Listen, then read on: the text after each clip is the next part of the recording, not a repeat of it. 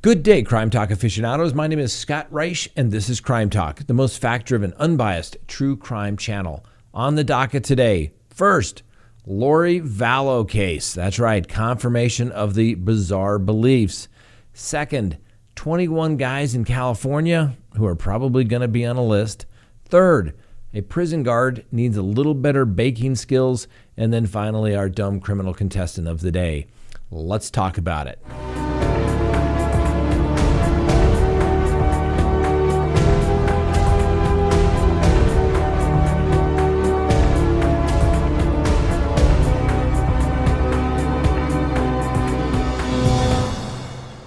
Good day, Crime Talk aficionados. This is Crime Talk. My name is Scott Reisch. Thanks for watching. If you haven't done so already, please hit that subscribe button as well as hit that bell so that you receive notifications of when we put up a new video or we go live. Now, we are heading into the 4th of July weekend. Have a wonderful weekend. I wish you that in advance. Enjoy the weekend with your family, your friends, and remember, yes, this is still one of the greatest countries in the world, and in my humble opinion, still the best. All right, first on the docket, Lori Vallow. What other country in the world could you be this bizarre and not be apprehended a heck of a lot sooner? Well, only here in America, ladies and gentlemen, only here in America. All right, the affidavit for the arrest warrant for Lori Vallow in regards to her case in Maricopa County, Arizona, for the conspiracy to commit the death of her husband number 4, Charles Vallow, with the aid of her brother Alex Cox, has been released. And boy, we all knew it was bizarre. Just further confirmation that Lori Vallow has some real issues. I guess my question is that Charles Vallow petitioned to have Lori Vallow comped, and it really never went anyway. She was released rather quickly. But Charles Vallow said, she thinks that I am possessed and I go by this name of Ned and a dark person. And then we have text messages back and forth between Alex and Lori Vallow, basically stating that, well, for lack of a better term, he has dark energy and he needs to go. Well, when Alex Cox was at the Charles Vallow residence on June 11th of 2019, the call to 911 dispatchers told authority that he had just killed his brother-in-law in self-defense. Now, the police were a little skeptical at first because of issues, but, basically there was no rush in the investigation, apparently. The police also felt that they didn't have probable cause at the time to arrest Alex Cox, and certainly not Lori Vallow at that time. But as things progressed, the investigation continued, and it was discovered that Charles Vallow had this concern because Lori Vallow kept stating that she was selected to prepare 144,000 people for the end of the world. Now, like I said, he petitioned to ask for a mental health evaluation, and in that petition, Charles Vallow says that Lori thinks that he's possessed by a dark spirit by the name of Ned Schneider. Lori would even refer to Charles Vallow in conversations and documents by the name of Ned. Now, during the time of the investigation, obviously we all know that the kids, Tylee and JJ, disappeared. Charles Vallow's deceased. And during this time, investigators learned that Lori Vallow had married Chad Daybell. Oh, and by the way, his wife had just mysteriously died as well in her sleep. And then the two of them got married rather quickly. Now, Charles Vallow obviously was aware of Chad Daybell and was going to actually go to Tammy Daybell and let them know of this extramarital affair between Chad Daybell and Lori Vallow. And to make a very long story short, as adultive data recovered from cell phones as well as from the iCloud storage system, it was believed that none of the mentioned crimes were simply coincidence or justifiable. Specifically, the police alleged that the evidence shows that Charles Vallow's death was planned and necessary somehow in the eyes of Lori Vallow to prevent Charles and others from confronting Lori about her extreme religious beliefs, when he came back into town, into Arizona, on July 11th of 2019. The police also state that the death of Charles Vallow was also necessary in order for Chad Daybell and Lori Vallow to marry and fulfill their religious prophecy. We've heard this before, but the police put it in their affidavit that Lori believed that she was an exalted goddess and that she and Chad, like I said, were going to lead these 144,000 people into preparing for the end of the world. A lot of people came forward to talk about this cult's belief system and provided insights as it relates to Chad and Lori's beliefs. It also apparently became quite clear to people that had talked to the police that Lori and Chad believed that they had these extraordinary abilities, which included the power to teleport and cause harm to others. They also had the ability to call upon natural disasters, the ability to pray away demonic spirits, attached to others, and also visionary capabilities. And because they had these extraordinary abilities, they were able to tell whether somebody was light or dark, basically good or bad, and whether they should die and were going to interfere with their religious plans. Now, a couple things come to mind when I read this affidavit. First, clearly bizarre stuff. However, here in America, just because you believe in bizarre stuff doesn't mean that it's a crime. But obviously, if you harm people, it is then a crime. But just to believe what most people would be considered crazy doesn't necessarily make you a criminal, doesn't necessarily make you insane. For example, we have lots of people that believe in the world that the world is flat.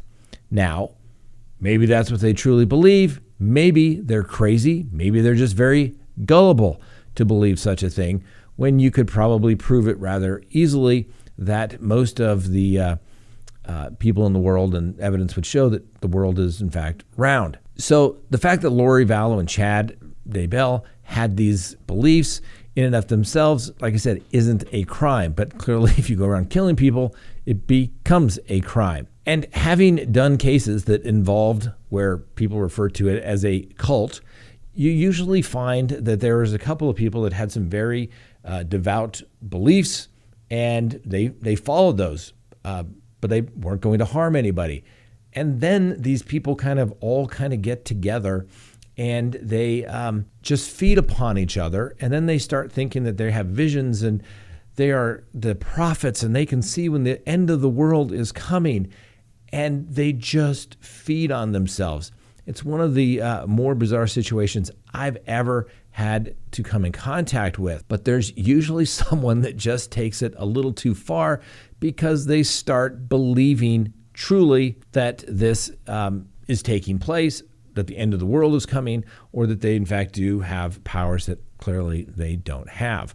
I would be curious as to why neither Chad nor Lori have created some sort of natural disaster so that they could break free from custody or use their teleports to escape as well. Their deadline for the end of the earth has come and gone. So clearly, one would maybe think that their beliefs are wrong, but they will always find a way to rationalize it, which basically means it's delusional. So what happens when you have a bunch of delusional people get together talking about crazy beliefs? Well, you get a lot of crazy people starting to do a lot of crazy things. The next thing that is concerning to me is that a lot of people were aware of this belief system, and I'm curious as to why it took a year for Mark Means not to have an evaluation done almost immediately. I would also want to know if whether Mr. John Pryor has comped Chad Daybell as it relates to his beliefs.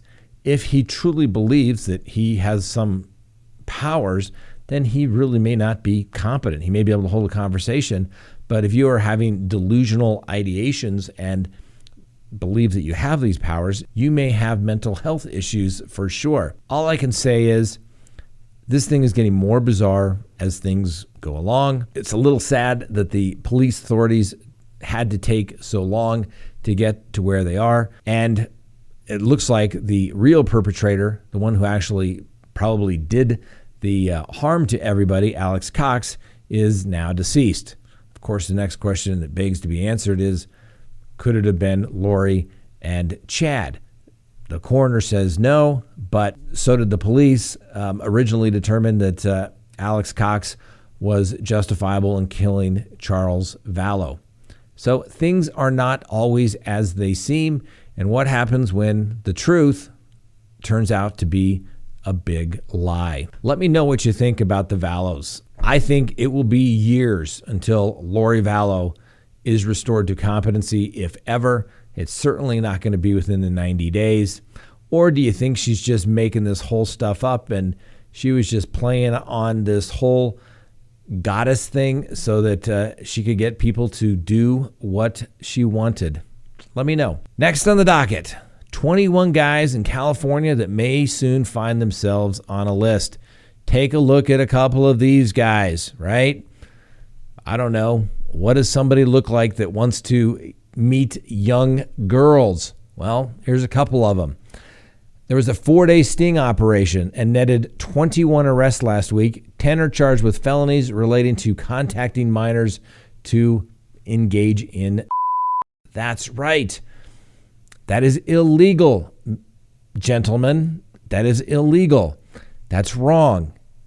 And the fact that you even responded to some inquiries just makes it bad all around.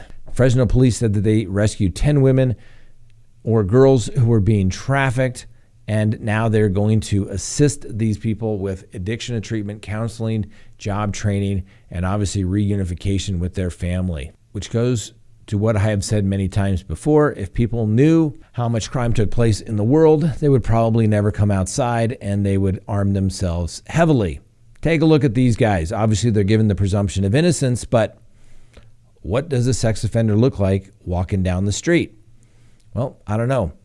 But what I would recommend is take a look at CrimeTalkSearch.com. At least you can have a fighting chance to see if somebody is not someone you want to be with. Take a look. Please go to CrimeTalkSearch.com, sign up for a background subscription service. You'll be happy you did. If there's anyone out there you were ever curious about what was in their background, now is the time to do it. If you're going to get involved with somebody, now is the time to do it. When you go to CrimeTalkSearch.com, you put in the name, literally millions of public records are searched, and a report is generated. And it's going to give you a report. If they have multiple social media accounts, you're going to find it. If they have multiple phone numbers, multiple email addresses, it's going to be found. And more importantly, you're going to get information regarding criminal history. Hopefully the person you're searching has none whatsoever. But if it's there, it's going to be found. You're going to get everything you'd want to know, whether you're going into business or whether you're going into a personal relationship. You're going to be able to find out the information you want to know. So go to CrimeTalkSearch.com, sign up today. You'll be happy you did. Next on the docket, a South Carolina correctional officer needs some better baking skills. Marcy Schaefer has been arrested and charged with official misconduct in office, possession of narcotics with intent to distribute, and furnishing prisoners with contraband. That's right.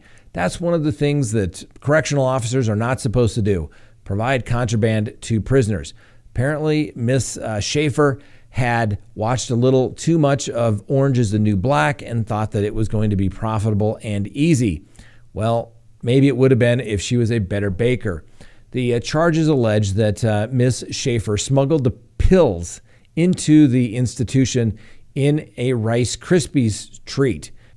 As you can see, the pills are protruding from the Rice Krispie treats and obviously can be discerned that they may not be something that should be in that Rice Krispie treat. Apparently, the people scanning the correctional officer's gear going in and out spotted it rather quickly. Now, Miss Schaefer is facing up to 16 years behind bars. And guess what? She'll probably be in there trying to tell people, hey, can you get me some contraband in the jail? It's not that big a deal. I only got a, lengthy 16-year prison sentence. And those type of cases usually do get a large prison sentence because guess what? They're prosecuted in the same jurisdiction where the prison is located. Usually prisons are located in smaller communities out in the countryside. And guess what? They are going to deter others from doing that. And what's the best way of doing that? Letting all of the other correctional officers know what lengthy prison sentence the guilty party receives. Ms. Schaefer gets that presumption of innocence, but it's not looking good so far. Next on the docket, our dumb criminal contestant of the day.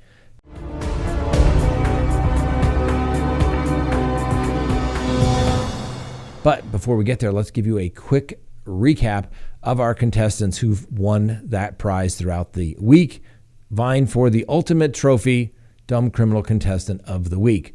Monday, Latrell Tresalis was arrested for felony battery after throwing a glass jar of Tostitos salsa at someone inside a convenience store. The customer was injured when the glass jar broke on their back. Tresalis has a hefty record of theft and allegedly stole a Choco Taco from the 7-Eleven as well. Tuesday, Robert Goldwitzer realized he was not giving the appropriate dipping sauce with his McNuggets. That's right. What's the logical thing to do? That's right. Called McDonald's and threatened to blow the place up. Wednesday, a Tennessee couple, Tavares McKinney and Kiana Halliburton, got into an argument with a coworker at Burger King, fired multiple shots from their Ford Escape from the road into the parking lot, hitting two females. The fight all started over, that's right, complaining about their chicken sandwich. The spicy chicken sandwich was too spicy. Thursday, 18-year-old Raphael Woloski was arrested for trying to burglarize homes in Vero Beach. He told the police that he was burglarizing the home to get money to pay for college, and oh, that's right, the devil kept tempting him to do that. So, quick recap. Monday, the Tostitos salsa throwing individual. Tuesday, I'm going to blow up the restaurant because my sauce wasn't included. Wednesday, my spicy chicken sandwich was too spicy. And then I just needed money for college. Those are our contestants for this week thus far. But who do we have for today? It's another duo. Please meet Daniel McCleary, 60, and Donald Enstrom, 59. Now, what do these two individuals, at first blush, could you possibly think they could be arrested for? Maybe public intoxication, maybe panhandling, I don't know. They look like they've had a tough life indeed. But what they're truly charged with was, that's right, engaging in sexual acts while completely naked and in public view. After the pair was arrested, Mr. Enstrom reportedly admitted that they were in fact having sex. Now, McCleary and Enstrom were arrested for indecent exposure and booked into the county jail on misdemeanor charges. And yes, that's right, once again, both had indicia of alcohol influence. Sometimes it makes people do crazy things. You can do whatever you want, you just can't do it in public. Let us know which Dumb Criminal Contestant of the Day will win the fine honor of Dumb Criminal Contestant of the Week, whereby the winner will receive Crime Talk swag. If you want to get Crime Talk swag without having to have sex in public and getting arrested, that's right. All you have to do is hit the link below and you can get whatever you want. It'll be with you in no time. And everyone who has said that they have bought swag has been happy. Haven't received any negative complaints. So we appreciate that as well. Have a wonderful 4th of July weekend. Remember, those founding fathers, the Revolutionary War, they were true patriots. They were rebels fighting over a 2% tax. That's right, 2%. Go enjoy a little freedom this weekend and put that flag out. Have a great weekend. We'll see you next time on Crime Talk.